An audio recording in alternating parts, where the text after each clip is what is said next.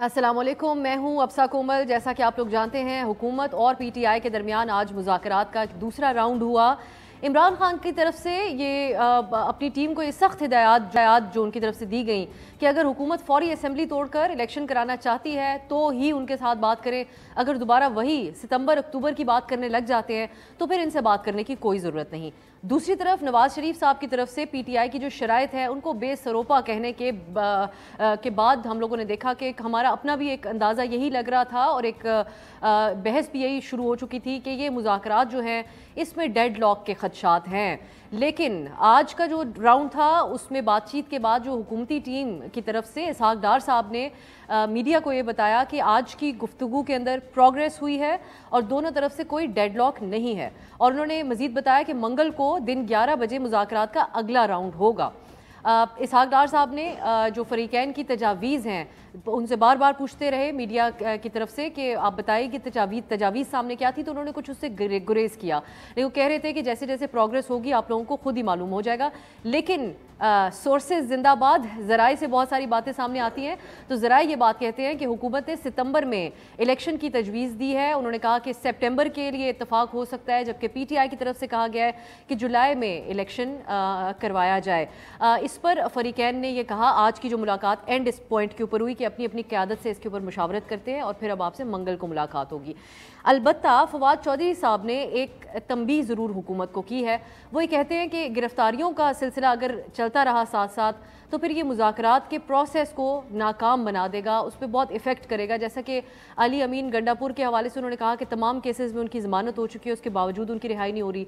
फिर आज इमरान खान साहब के साथ जो कारकुनान जब इमरान खान साहब की पेशी के मौके पर गिरफ्तार किए गए, बाद में उनको रिहा कर दिया गया, इसका भी उन्होंने हवाला दिया। एक और ख़बर भी है, आज फ़ारूक हबीब साहब जो है वो मुल्क से बाहर जाना चाहते थे अपने रिश्तेदार की अयादत के लिए, उनको भी रोका गया एयरपोर्ट के ऊपर। तो फवाद साहब ने इसका हवाला दे के कहा कि ये जो साथ साथ इकदाम हो रहे हैं इसकी वजह से ख़राब हो सकता है ये मामला, इस खदशे का उन्होंने इजहार किया।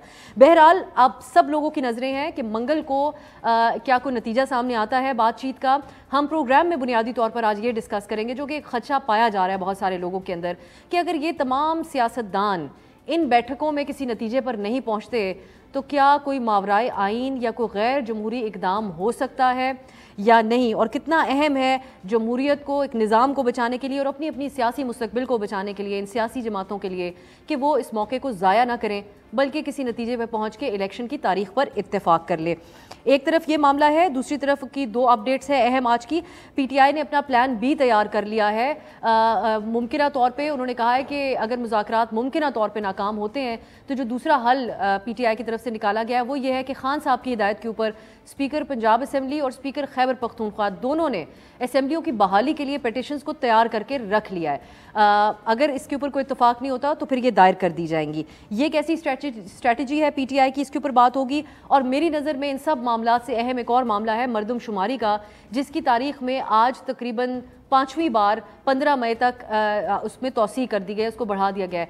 इस पे हम बात करेंगे कि अगर मरदमशुमारी कंप्लीट नहीं होती, कोई एतराज़ात भी हम सबके सामने हैं, मौजूद हैं, जो कि बाकायदा तौर पे दोबारा सामने आएंगे, तो फिर कैसे हल्का बंदियाँ होंगी और कैसे इलेक्शन अपने वक्त पर, जिस पे अगर इत्तफाक कर भी लेते हैं तो हो पाएगा। इन तमाम इशूज़ के ऊपर बात करेंगे। हमारे साथ बेहतरीन एनालिस्ट आज मौजूद है, जनाब शहजाद चौधरी साहब, मुर्तज़ा सोलंकी साहब और मारिया मेमन साहिबा। बहुत बहुत शुक्रिया आप तीनों का। बल्कि इन इश्यूज़ के अलावा एक आईएसपीआर की तरफ से एक वजाहत भी सामने आई है। बहुत सारे बयानात साबिक army chief general Qamar Javed Bajwa के हवाले से रिपोर्ट होते हैं, उसके ऊपर तरदीद सामने आई है। इसको भी हम प्रोग्राम के अंदर डिस्कशन का हिस्सा बनाएंगे। मैं आगाज़ सोलंकी साहब आपसे करना चाहूँगी। ये जो आज की कोशिशें हैं क्यों सबको शक शुबात है कि ये बस on the face of it बातचीत हो रही है, कोई नतीजा निकल नहीं पाएगा जितने डिफरेंसेस हैं। एक मौके पर तारड़ साहब ने भी कह दिया था कि पीटीआई की जो तजावीज़ हैं वो जो है बड़ी ख़तरनाक हैं, जो उन लोगों की तरफ से शराइत हैं। तो आप समझते हैं कि एक संजीदा कोशिश है, कोई इत्तफाक हो जाएगा इस बातचीत के दौर में?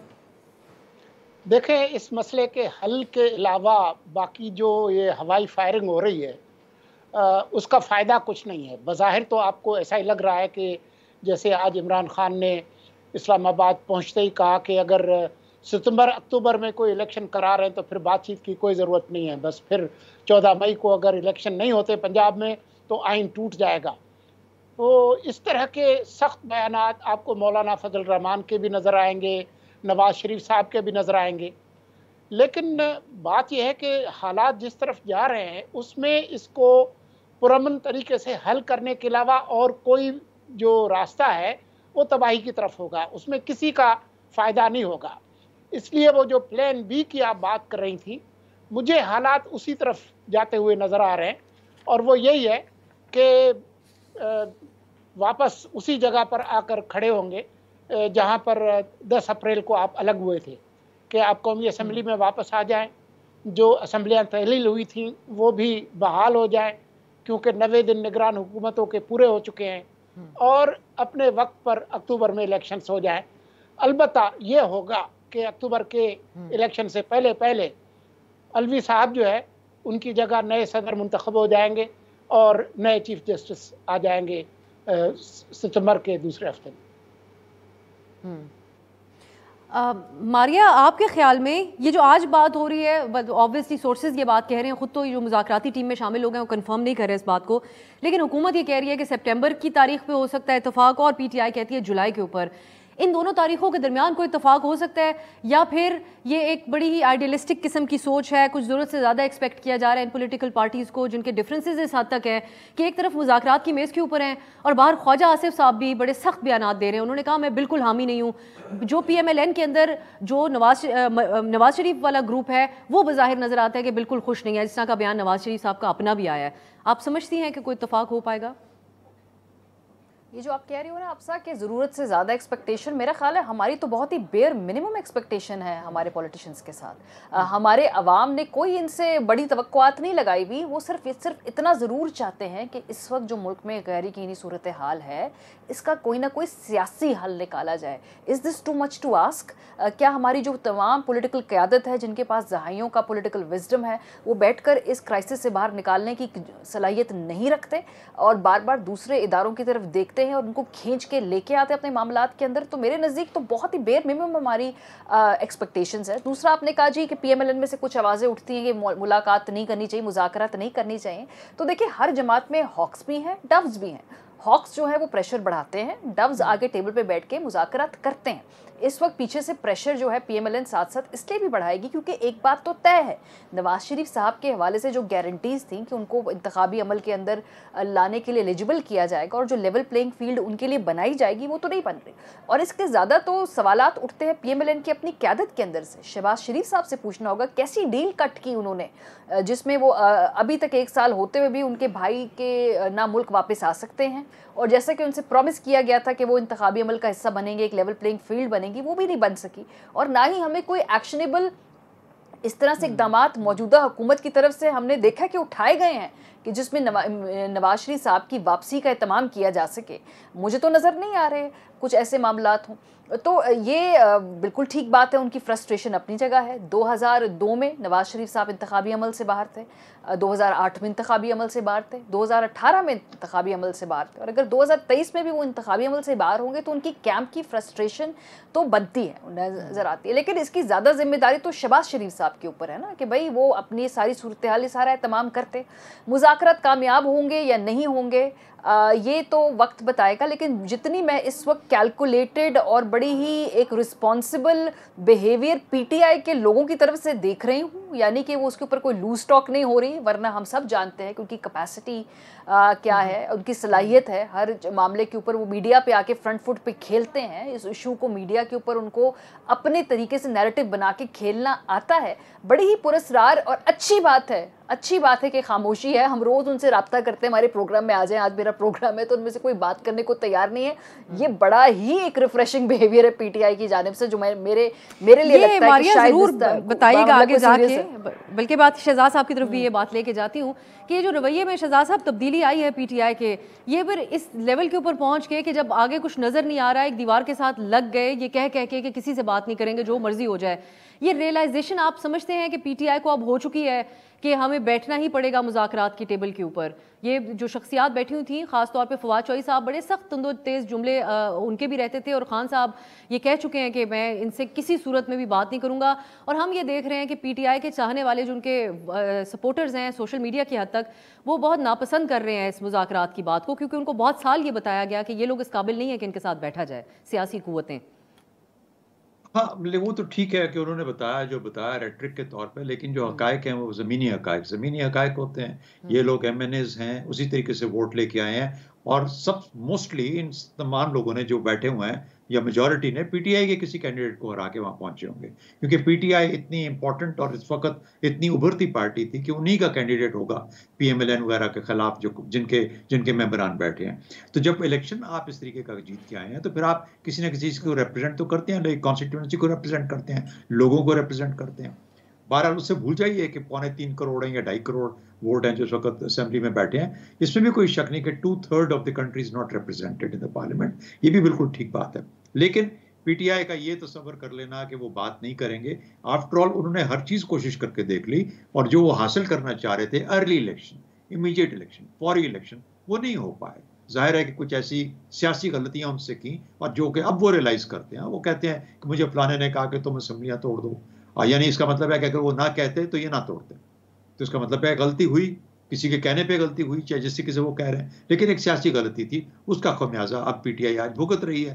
परवेज़ इलाही ने उनको बोला कि मत कीजिए, अगर आप ऐसे करेंगे तो हमारे लिए मुश्किलात बढ़ जाएंगी। यानी आप अपने हाथ से हर चीज़ उठा के आपने पीडीएम के हाथ में दे दी और पीडीएम अब ताकत की उस जगह पे बैठी है जहां पर वो जिस तरीके से मैनिपुलेट करना चाहे मैनिपुलेट कर रही है और कर रही है। इस वक्त नजर आ रहा है कि मैनिपुलेट कर रही है। But having said that, rationality क्या कहती है? रैशनैलिटी ये कहती है कि पूरे मुल्क में इंतखाबात होने चाहिए, चाहे आप अक्टूबर में ना सही, चाहे आप कल ना सही, लेकिन कहीं बीच में अगस्त में, जुलाई में, किसी ना किसी जगह पे। सिराजुल हक साहब ने बड़ी अच्छी बात की कि इलेक्शन इकट्ठे कीजिए, एक दिन में कीजिए, वही हमारे लिए बेहतर है। हमारे फ्रेमर्स ने सोचा ही नहीं था, इसीलिए तो आपको मुश्किलात आ गई। जब सुप्रीम कोर्ट ने यह कहा कि 90 दिन में इलेक्शन, तो उन्होंने कहा कि अच्छा तो नेशनल इलेक्शन क्या फिर उस वक्त इंटरिम गवर्नमेंट्स किस तरीके से होंगी, 2 सूबों के अंदर नहीं हो सकती।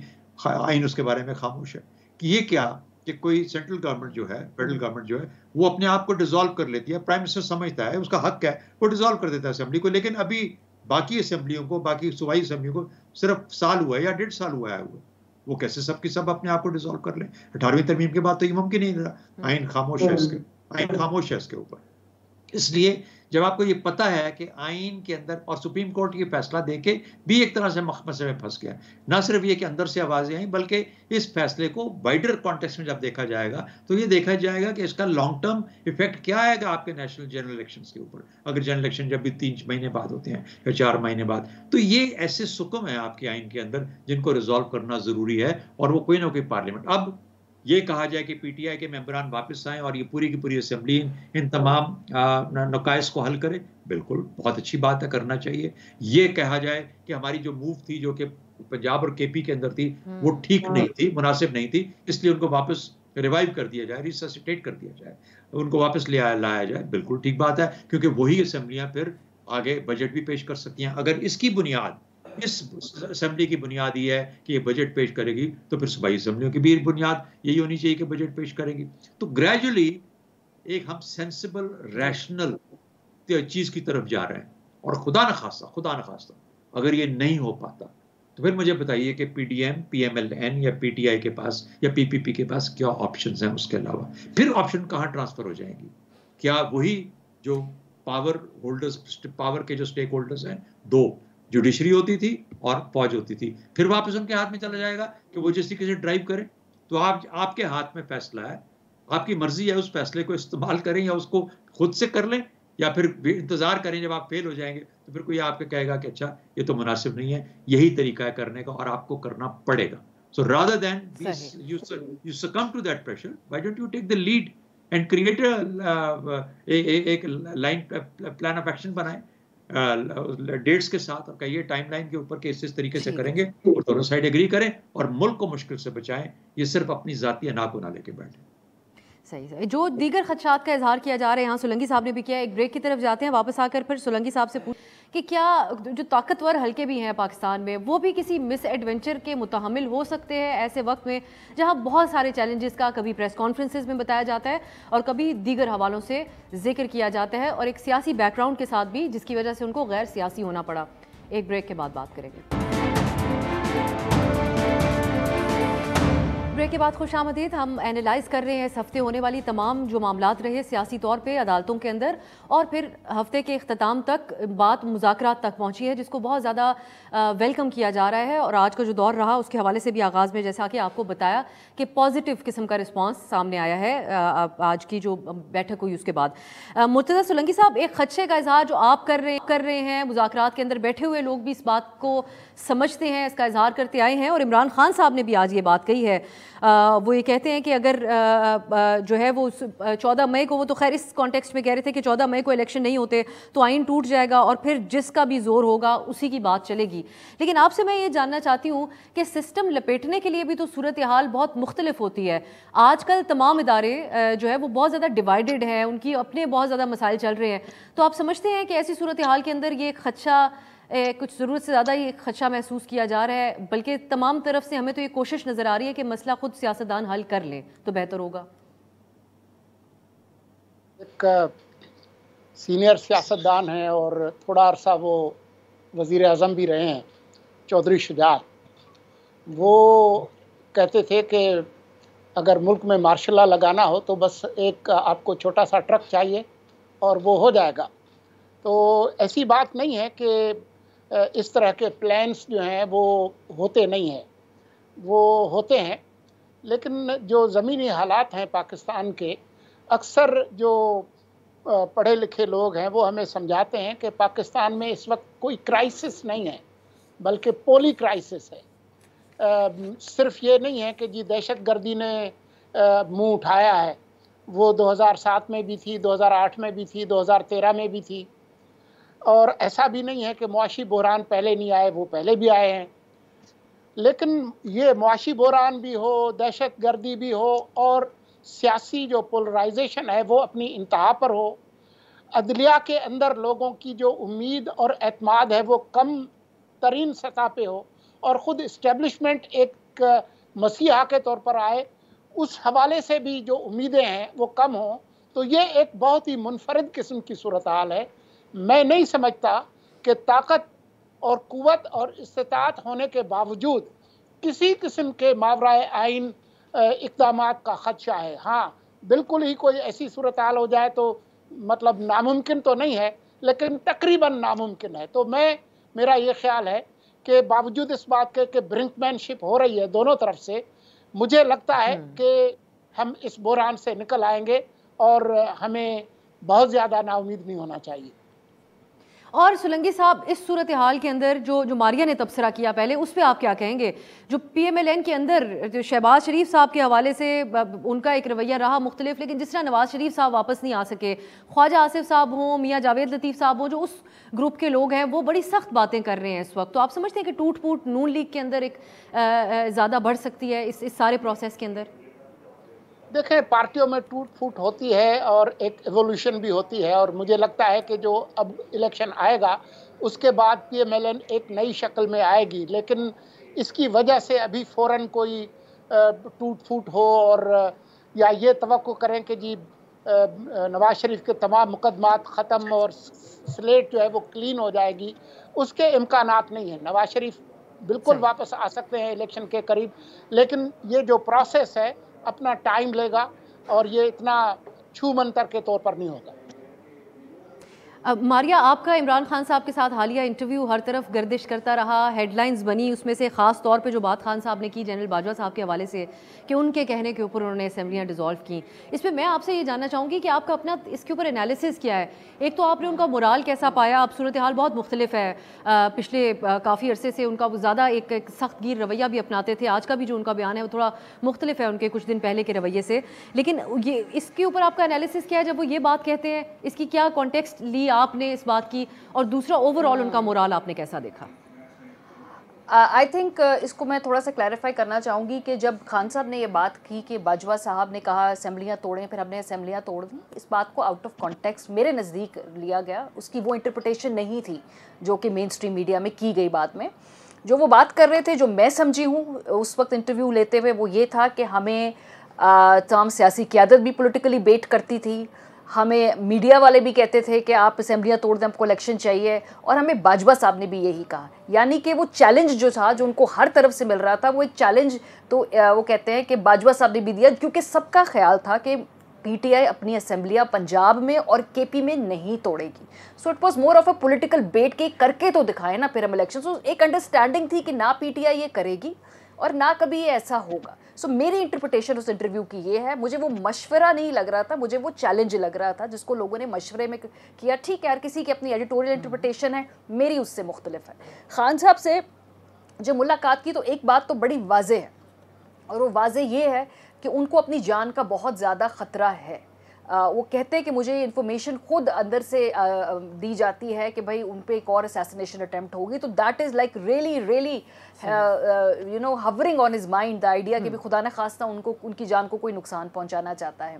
तीसरी बात हम ये भूल जाते हैं अफसा कि जब कहते हैं ना कि पंजाब असेंबली क्यों तोड़ी है, आप भी इस्लामाबाद में हो, मैं भी इस्लामाबाद में हूँ, मेरे सारे पैनलिस्ट हैं, क्या इनको बुलाकर लोगों को यहाँ पे, इनको नहीं, क्या बुलाकर लोगों को ये बताया नहीं जाता था कि 15 तारीख को हमजा शहबाज दोबारा वज़ीर आला बन जाएंगे? क्या ये बताया नहीं जाता था कि पंजाब की जो असेंबली है और पंजाब की जो हुकूमत है वो वापस पीएमएलएन की ख्वाहिश पे उनको दे दी जाएगी? क्या हम लोग इस शहर में ही हैं ना, ये खबरें हम तक पहुंचती थी ना कि इस हफ्ते नहीं तो अगले हफ्ते वज़ीर आला परवेज़ इलाही साहब नहीं रहेंगे, और हम फिर ये कानूनी तौर पे सवाल पूछे अपने शोज़ में कि कैसे मुमकिन होगा 63A की इंटरप्रिटेशन के बाद ये बाकायदा ऑन रिकॉर्ड शो हुए हुए। ऐसा लग रहा है कि जैसे एक दिन एक शख्स ने बैठ के अपनी असेंबलियाँ तोड़ दी। नहीं, क्योंकि एक्टिवली कोशिश की जा रही थी पंजाब असेंबली छीनने की पाकिस्तान तहरीक इंसाफ से। वोट ऑफ कॉन्फिडेंस लेना पड़ा परवेज़ इलाही साहब को, आखिरी वक्त तक उनका वोट ऑफ कॉन्फिडेंस हो नहीं रहा था। 12-12 1-1 बजे तक हम बैठे हुए थे, और उसके बाद था कि जी उन्होंने एक तरह से ट्रिक किया बकौल पीटीआई के, उन्होंने पॉलिटिकल गैम्बल किया और अपनी असेंबली, हाँ नहीं ट्रिक नहीं हुए, मतलब उन्होंने एस्टैब्लिशमेंट को ट्रिक करके अपनी असेंबली में वोट ऑफ कॉन्फिडेंस लिया। ये हम सबको याद है, हम सबको इतनी हमारी अमनीशिया नहीं है। सो उसके बाद हमें बताया जाता था कि ये असेंबली वापस पीएमएलएन को मिलेगी, हमजा साहब 1-2 हफ्ते में दोबारा वजीर आला बनेंगे। तो सुकून तो किसी को नहीं आ रहा था ना, या तो आप सुकून से उस इलेक्शन के बाद बैठ जाएं, अक्टूबर तक सबको अपनी मुद्दत मुकम्मल करने दें, आप नहीं करने दे रहे थे। So let's be very clear कि there is a context to everything. क्या करनी चाहिए थी? मेरा ख्याल है ना कौमी असेंबली से निकलना चाहिए था पीटीआई को, ना असेंबलियां तहलील होनी चाहिए थी, लेकिन ये सब कुछ आउट ऑफ कॉन्टेक्स्ट नहीं है। एक तरफ जब मुलाकात हो रही थी, दूसरी तरफ हम देख रहे थे कि बाहर बहुत से ज़राए से मीडिया ये भी रिपोर्ट कर रहा था कि बहुत शदीद डेडलॉक है कुछ मामलात के ऊपर। लेकिन जो उसके बाद फवाद चौधरी, शाह महमूद कुरैशी साहब ने बात की या फिर इसाक डार साहब ने की, उससे बज़ाहिर ऐसा कुछ लगा कि कोई गुफ्तगू आज सैर हासिल किस्म की ज़रूर हुई है। मारिया, जो आप बात कर रही थी, मैं सोलंकी साहब आपकी तरफ लेके आती हूँ, फिर हम कोशिश करते हैं मीनवाइल बैरिस्टर साहब से दोबारा रब्ता कर सकें। सोलंकी साहब, आप समझते हैं कि पीटीआई को अब पार्लियामान में आने का भी कोई रास्ता दिया जा सकता है अगर कोई मिडिल ग्राउंड ही निकालना है? इस पूरी बात पे आपका क्या तबसरा है? जो चीज़ों को आप रिग्रेट कर रहे हैं, खान साहब खुलकर उनकी पार्टी भी कर रही है और मारिया उसके ऊपर तबसरा भी कर रही है कि किस तरीके से असेंबलियाँ डिसॉल्व हो गई और कॉन्टेक्स्ट क्या था बेसिकली जो खान साहब ने इनके प्रोग्राम में बात की? मेरे ख्याल में जो पीटीआई कौमी असम्बली से जो इस्तीफ़े दिए और जिस तरीके से सूबाई असम्बलियाँ 2 तहलील करवाईं, इसकी जो सज़ा है वो पीटीआई ने भुगती है। और अगर वो चाहते हैं कि ये असम्बली दोबारा बहाल हों दोनों और वो कौमी असम्बली में वापस आएँ, तो मुझे तो ये अच्छा लगेगा। मेरे ख़्याल में पाकिस्तान की जमहूरियत को फ़ायदा ही होगा उससे, कतई नज़र इसके कि जी वो उनकी सुबकी होगी या कुछ होगा। लेकिन एक गलत फ़ैसला था, एक गैर जमहूरी और गैर सियासी एक कदम था, और अगर वो उसकी तस्हीह करते हैं तो मेरे ख्याल में हमें उस पर गोलाबारी नहीं करनी चाहिए उन पर। शहजाद चौधरी साहब, सर अब ये जो हम पहले बात कर रहे थे, सोलंकी साहब से भी इसके ऊपर बात हुई है, हम बहुत तरह की डिबेट आजकल देखते हैं, क्योंकि अब सिर्फ टीवी की हद तक डिबेट नहीं होती है, यूट्यूब पे बहुत सारी बातें कही जाती हैं, बहुत सारे दावे किए जाते हैं। इसी तरह एक साबिक आर्मी चीफ के हवाले से बहुत सारे दावे हैं, उनके बहुत सारे इस तरह के इंटरव्यूज़ कोट किए जाते हैं जो ऑफ द रिकॉर्ड होते हैं, लेकिन फिर उसके ऊपर बाकायदा तौर पर आर्टिकल्स लिखे जाते हैं।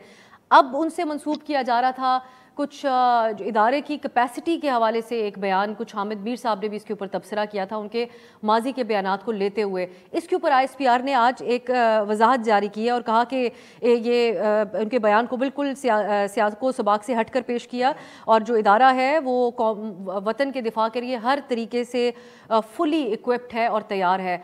आप क्या कैसे देखते हैं इस मामले को, क्योंकि ये सिर्फ एक बयान नहीं है, बहुत सारे और भी बयानात हैं। साबिक आर्मी चीफ के ऊपर 2 ईयर रूल भी अप्लाई होता है, तो ये सारी कन्फ्यूजन किस वजह से हो रही है? अच्छा, पहले तो एक छोटा सा कमेंट, वो जो आप सोलंकी साहब से पूछ रही थी कि जो ताकतवर कुव्वतें हैं, क्या अगर ये आपस में मामलात को नहीं कर पाते, तय कर पाते, तो क्या कोई खतरा है कि मावरा आइन कोई कदम उठाया जाए? देखिए, पहली उसके बारे में कमेंट करना चाहूँगा। सिस्टम को अपटर्न नहीं करना, सिस्टम को रिस्टोर करना है। मेरा ख्याल है जो बहुत बड़ी तब्दीली आई है आपके इदारों के अंदर, जो इदारों की सोच के अंदर, वो ये अपटर्न करने वाला काम नहीं है, उठा के फेंकने वाला काम नहीं है, तख्ता नहीं उलटना, बल्कि उसको रिस्टोर करने की कोशिश है, और रिस्टोर करना इन्हीं लोगों ने है। तो लेकिन एक प्रेशर बिल्डअप होता है, chief justice of Pakistan pressure buildup करते हैं, कहीं उधर से कभी एस्टैब्लिशमेंट से कोई के जरिए कोई ना कोई प्रेशर बिल्डअप होता होगा कि आप बैठिए, बात कीजिए, आपको हल निकालना है, you have to get out of this. आप जिस तरीके से भी हम आ गए हैं, यहाँ पहुंच गए हैं, अब यहाँ से निकलना आप ही की लीडरशिप में हम आगे निकलना चाहते हैं। तो कहने का मतलब ये हुआ कि ये चेंज है, एक बहुत बड़ी तब्दीली। दूसरा, यानी इतना आसान नहीं रह गया इस इकोनॉमी के अंदर। खुदा न खास्ता अगर आपको इस किस्म का कोई मार्का मारना चाहते हैं, तो वो तो फिर आप अपने लिए मुश्किलात को मल्टीप्लाइड बाय 100 कर रहे हैं, इकोनॉमिक डिफिकल्टीज को। जाहिर है नहीं, मुमकिन ही नहीं है, अनसस्टेनेबल है। और दूसरी बात यह है कि हर चीज का सियासी तनाजुर होता है। 70s या 80s के अंदर जो कुछ हो सकता था, वो आज नहीं हो सकता। और मुशर्रफ का वैसे ही सब लोग कहते हैं कि जो मार्शल लॉ था एक एबरेशन था, और उसका एक कॉन्टेक्स्ट था, जिसके बारे that's not the point of our discussion. आपका वो दूसरा सवाल, जो बुनियादी सवाल ये था कि जनरल बाजवा के बारे में, या बाजवा साहब, देखिए बाजवा साहब, हर चीफ की अपनी एक तबीयत है। ये चीजें जो बात की जा रही है, वो बाहर निकलने के बाद की बातें नहीं है, वो उस जमाने की बातें हैं जब वो चीफ थे जी, उस जमाने की बातें। अब चीफ ऑफ आर्मी स्टाफ आमतौर पर इस तरीके से गुफ्तगू नहीं करते, इस तरीके से इंटरेक्ट नहीं करते जितना ज्यादा इंटरेक्ट बाजवा साहब करते थे। अच्छा, यानी वो अगर किसी तरीके से चंद बहुत अच्छे दिमागों को, आप लोग सब बहुत काबिल लोग हैं सब, उनको इकट्ठा करते हैं 15, 20, 25 लोगों को, और कोई एक एकेडमिक डिस्कशन इनिशिएट करते हैं, यानी या तो हो ना कि उनके क्या, इतना ताकतवर आदमी था तो पॉलिसी चेंज कर जाते इंडिया की, कुछ कर जाते कश्मीर के बारे में, अपनी स्टेप बैक कर लेते, नहीं किया ना, उस बातचीत के बावजूद, सब कुछ करने के बाद नहीं कर सके। तो इसलिए ये देखना कि क्या आर्मी चीफ जो बात कर रहा है, ये इसकी इल्मी बहस है या किसी और। लेकिन वो फिर मुझ पे अभी आता है ना, अगर मैं उस मीटिंग में बैठा हूं, और हम बहुत सारी ऐसी मीटिंग में बैठते हैं रिटायरमेंट के बाद, अब जब से मैं मीडिया के साथ शामिल हूं, जहां पर बहुत सी गुफ्तगू होती है, लेकिन क्या मैं आके वो गुफ्तगू टीवी पे करूंगा? मीडिया वो बातें मुझे मालूम है कि जो बातें मेरी हद तक रहनी है, चाहे वो कहें या ना कहें, लेकिन मेरे भी सेंस ऑफ रिस्पांसिबिलिटी, जिम्मेदारी है। तो मेरा ख्याल ये है कि कहीं ना कहीं पे उसको इस्तेमाल करके, शहजाद साहब, सिर्फ ये तो जिस बात का आप हवाला दे रहे हैं सर, सॉरी, जिस कॉन्टेक्स्ट में हम बात कर रहे हैं, वो तो जिस वक्त वो आर्मी चीफ थे उस वक्त की बातें हैं। बहुत खबरें हैं कि उस वक्त बहुत लंबी ब्रीफिंग्स दी जाती थी, 2-2, 3-3 घंटे की, और उसमें यकीनन बहुत सारी बातें हो जाती होंगी। उनके जब रिटायरमेंट से चंद दिन पहले NDU में जो उन्होंने बातचीत की, वो मुझे भी सुनने का इत्तेफाक जरूर हुआ था, और बहुत तफसीली बातचीत थी जिसमें वो बहुत कुछ पॉलिसी स्टेटमेंट्स भी दे गए थे। लेकिन यहाँ पर सूरत हाल ये है कि वो रिटायरमेंट के बाद भी कुछ ऑफ द रिकॉर्ड इंटरव्यूज देते हैं, जैसा कि शाहिद मितला साहब ने एक सीरीज ऑफ इंटरव्यूज नशर किया, इसमें कुछ जावेद चौधरी साहब भी उसमें शामिल होते हैं, उनके भी कॉलम्स हैं। सो आप नहीं समझते कि यहाँ पर कोई तहकीक इस सिलसिले में भी कोई होनी चाहिए? क्योंकि कल परसों जो DG ISPR ने प्रेस कॉन्फ्रेंस की, उसमें कामरान यूसुफ साहब ने गालिबन उनसे सवाल भी पूछा कि इन शख्सियात के जो दावे हैं और बातें हैं, तो उन्होंने कहा ये तमाम कयास आराइयों पर मबनी है, कोई तो इसके ऊपर तहकीक होनी चाहिए कि वो किस किस्म की ये गुफ्तगू है जो कि बहुत मसाइल जनरेट कर सकती है। नहीं, मुझे नहीं समझ आती कि तहकीक की क्या, वो सामने बात है। अगर उन्होंने की है बात, तो वो शायद मितला भी बता रहे हैं, जावेद चौधरी भी बता रहे हैं, उन्होंने बात की है। अच्छा, अब मसला यूं आता है, खास तौर पर ये जो यूनिफॉर्म लोग जब रिटायर होते हैं या उनके बारे में जब बात होती है, खास तौर पे आर्मी चीफ्स, वरना एयर चीफ भी रिटायर होते हैं, नेवल चीफ भी रिटायर होते हैं। कभी आपने सुना बहुत सारे आर्मी चीफ रिटायर हो गए, पता ही नहीं चलता कहाँ जाते हैं। अच्छा, लेकिन कुछ जनरल बाजवा के बारे में, एक तो 6 साल का टेन्योर था, बहुत ज्यादा पॉलिटिकल इन्वॉल्वमेंट हर चीज के अंदर, वो इकोनॉमी पे भी बात करना चाहते थे और करते थे, वो लोगों को बुला भी लेते थे, वो फॉरेन पॉलिसी पे भी बात करना चाहते थे और कर लेते थे, यानी वो हर चीज पे बात करने को तैयार होते थे, हर वक्त तैयार होते थे। तो जाहिर है जब आप इतनी गुफ्तगू करेंगे तो कोई ना कोई उसको कहीं ना कहीं पे इस्तेमाल कर लेगा, कभी आपके खिलाफ, कभी आपके इदारे के खिलाफ, कभी आपकी पॉलिटिकल इन्वॉल्वमेंट के कॉन्टेक्स्ट के अंदर। तो ये बात तो है, तो इसमें कोई चंबे की बात मुझे इसलिए नजर नहीं आती कि तहकीक की तरह की बात क्या है। लेकिन मसला ये होता है इन लोगों का जब इनको बहुत ज्यादा मलाइन किया जाता है, जिस जनरल बाजवा को किया गया और मीडिया पे किया गया और बार बार किया गया, पॉलिटिकल पार्टीज की तरफ से किया गया, नाम लेके किया गया, अब उसका दिफा करने के लिए जनरल बाजवा का कौन है जो उसके सामने आएगा? या तो वो 2 साल का रूल लेके बैठ जाए कि अच्छा मैं नहीं बोलूंगा, या वो बोले कि मेरी बेइज्जती रोजाना सुबह से लेकर रात तक करते हैं, मेरे हक में बोलने वाला बंदा ही कोई नहीं, तो उसको फिर आके अपना दिफा किसी ना किसी शक्ल में करना पड़ता है। वो टीवी पे आके भी उन्होंने इंटरव्यू नहीं दिया, वो सिर्फ लोगों से बुला के उनसे बातचीत कर रहे हैं और अलेजेडली बात कर रहे हैं। तो मेरा ख्याल है कि कहीं ना कहीं पे प्लॉजिबल डिनायबिलिटी का एक आंसर जरूर शामिल है, लेकिन गिव हिम द राइट। जहां इतनी गालियां हम लोग देते हैं उनको बिठा के सुबह से शाम तक, give him the right to at least respond in whatever way he finds suitable. Solanki साहब, अगर ये साबिक आर्मी चीफ बाजवा साहब अगर वो अपना दिफा करने के लिए या जो इल्ज़ामात उनके ऊपर लगते हैं उसका जवाब देने के लिए भी ये बातें कर रहे हैं, तो क्या दुरुस्त स्ट्रेटजी है उनकी? क्योंकि अभी तक उनकी तमाम जो गुफ्तगू रिकॉर्ड के ऊपर आई, जिसको बाद में डिनाई किसी न किसी तरीके से कर दिया गया, उसका कोई फ़ायदा तो उनको होता हुआ नज़र नहीं आया उनकी रेपुटेशन के हवाले से, बल्कि बहुत सारे तजादात सामने आए हैं उनकी पॉलिसी जो रही है उसके हवाले से। देखें, उनको फ़ायदा हो या ना हो, लेकिन अगर वो समझते हैं कि उनके हवाले से गलत बयानी की जा रही है तो वो किसी न किसी तौर पर उसका जवाब देने की कोशिश करेंगे, जो कानून की जो पकड़ है उसमें आए बग़ैर।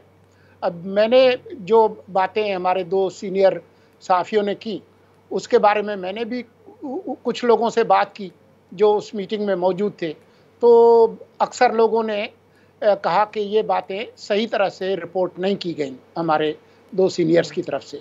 इसी तरह से आज इमरान खान के हवाले से जो ख़बर आई कि अगर मैं ये बता दूं कि कश्मीर के हवाले से बाजवा साहब का क्या मंसूबा था, तो बैनुल-अक़वामी हेडलाइंस बन जाएंगी और नेशनल सिक्योरिटी की बात आई।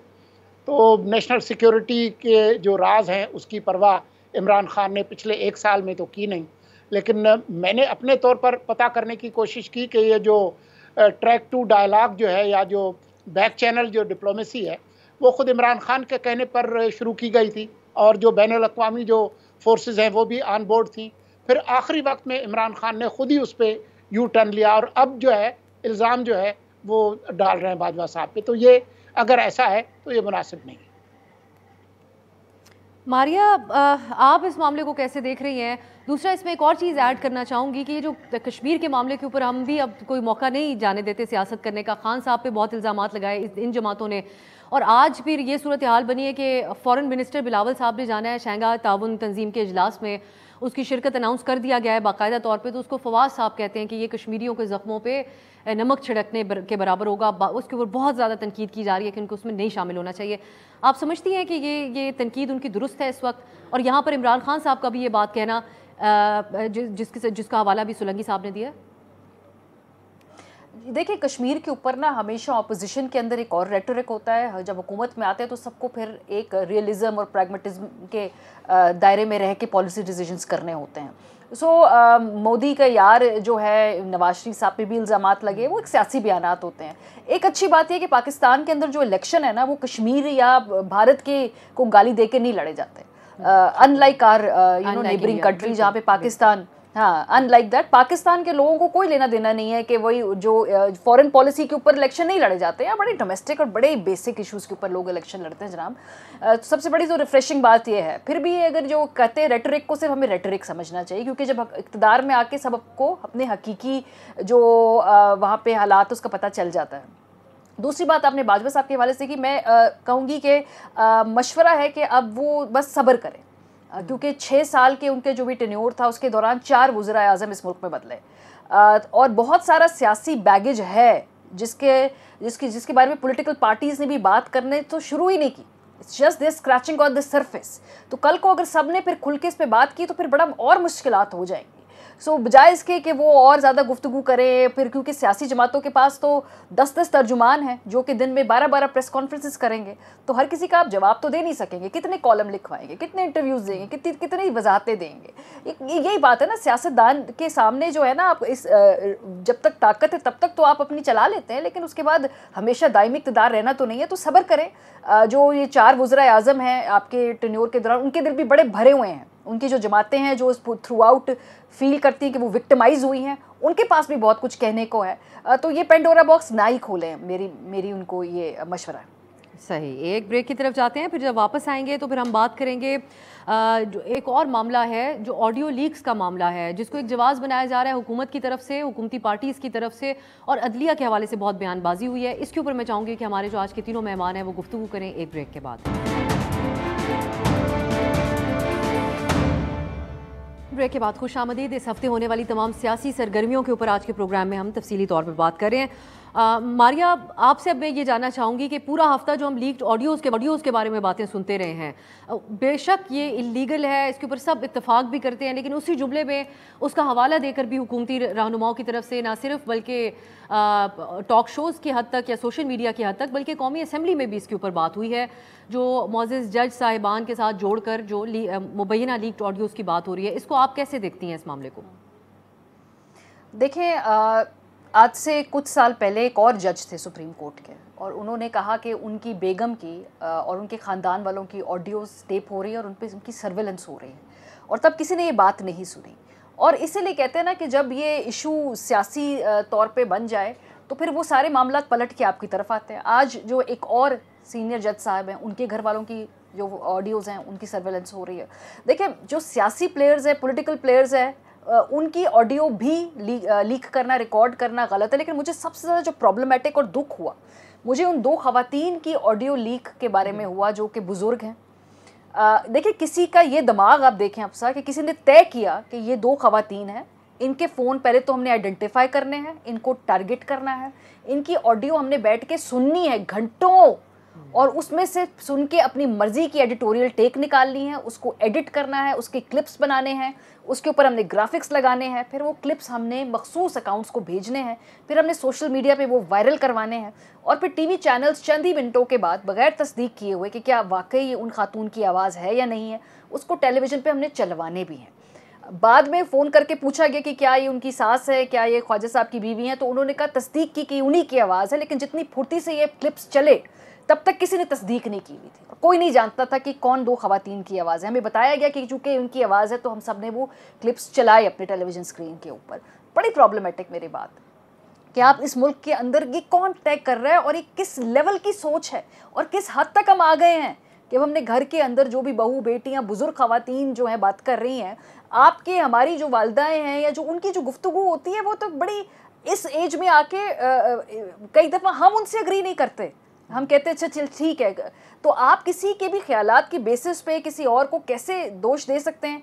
हमारे घर में हमारे वालिदैन के दरमियान जो सियासी और कम्युनिकेशन गैप है बहुत सारे ख़ानदानों में, हमारी सोच आपस में नहीं मिलती।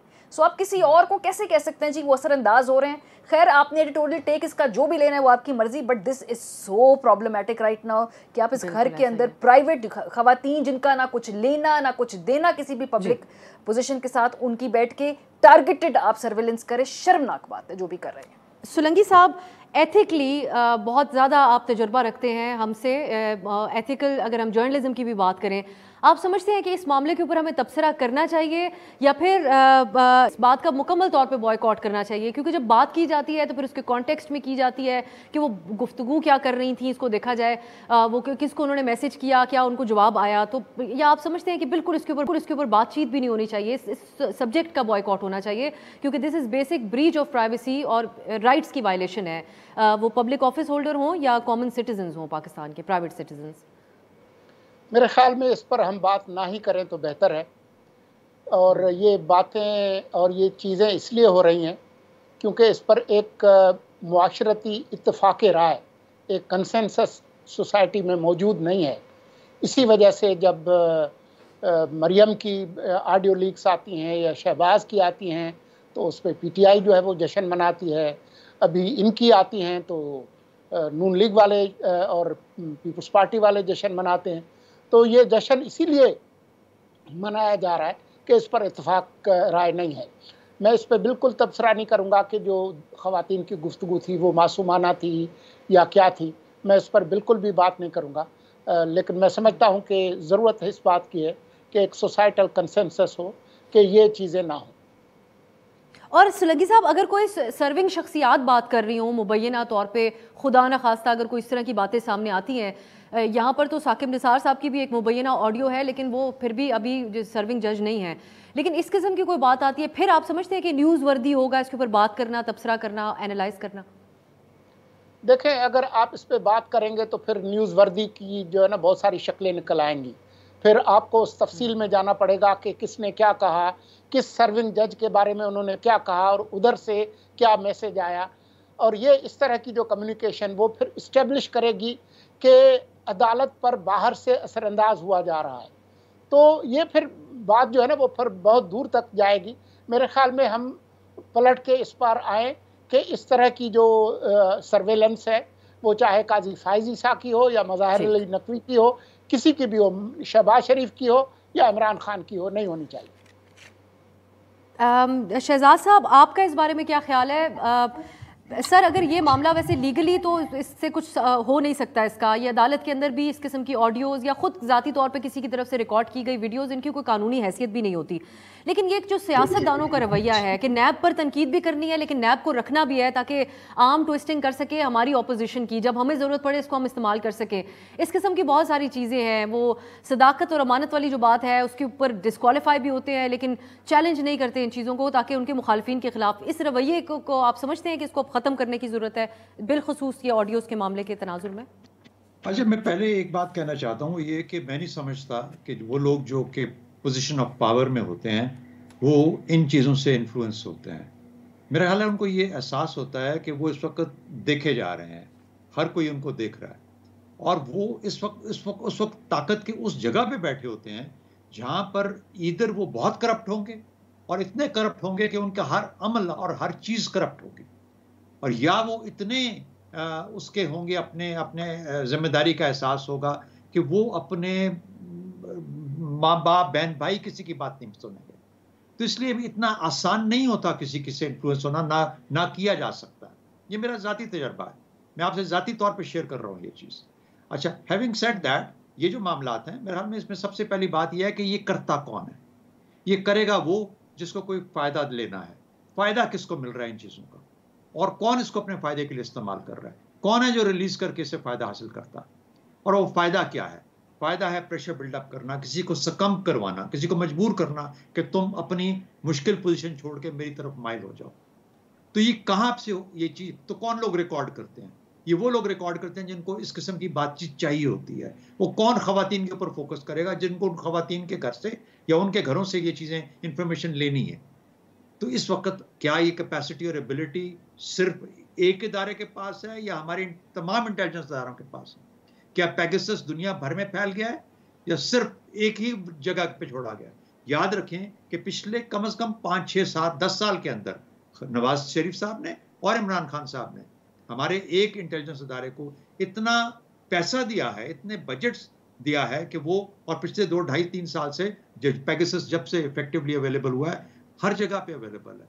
तो इसलिए मेरा ख्याल है कि जहाँ पर ज़ाती ख्याल है, ज़ाती ओपिनियन है, ज़ाती चीज़ है, और वो ख़वातीन के तौर पे इस्तेमाल कौन करता है, फ़ायदा कौन लेना चाह रहा है उसको इस्तेमाल से, ये है वो मुहर्रिक जिसको कि हमें रोकना है। वरना ये चीज़ें अवेलेबल है, हर एक के पास अवेलेबल है, वो इस्तेमाल कर सकते हैं। ये बहुत अहम बात है सर, ये इसमें बहुत अहम बात आपने की है। और इस किस्म की टेक्नोलॉजी जो महंगी तरीन टेक्नोलॉजी है दुनिया में, उसका इस्तेमाल पे एक अलग से भी सवाल उठाता है, जिसकी तरफ से भी ये रिकॉर्डिंग्स की जा रही हैं। और भी बहुत सारे सवाल तो उठते ही हैं जिसकी आप लोगों ने निशानदेही की। बहुत शुक्रिया शहजाद चौधरी साहब, मुर्तज़ा सोलंकी साहब और मारिया मेमन हमारे साथ इस प्रोग्राम में शामिल रही। आपने तीनों का तबसरा मुलाहिजा किया। नाज़रीन, अब इंशाल्लाह आपसे अगले हफ्ते मुलाकात होगी और हमारी नज़र रहेगी जो हुकूमत और PTI के दरमियान मुज़ाकरात का मामला चल रहा है। उम्मीद करते हैं कि अगले हफ्ते इसके ऊपर कोई वाज़े तौर पे हमें पॉइंट ऑफ व्यू दोनों तरफ से सामने आता हुआ नजर आए। आज के लिए इजाज़त दीजिए, खुदा हाफिज़।